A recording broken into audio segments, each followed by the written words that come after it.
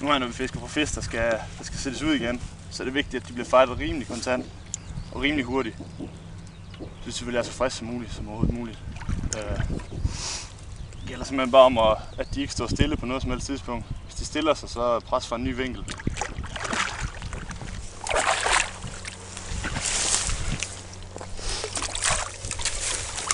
For eksempel sådan her.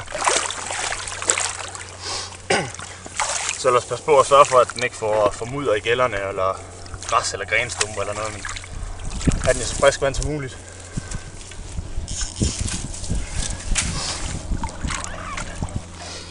Og så sørge for at have sin krogtang lige ved hånden, så det hurtigt er nemmere at afkroge den.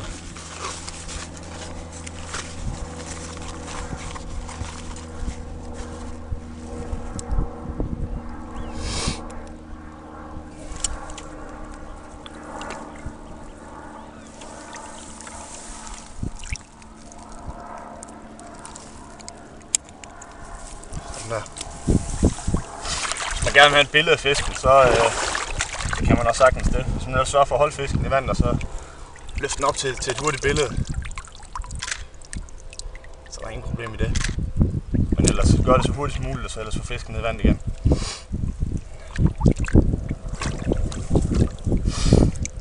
Eventuelt når fisken sættes ud igen, lige sørg for at understøtte den godt og være sikker på, at den kan holde sig selv her.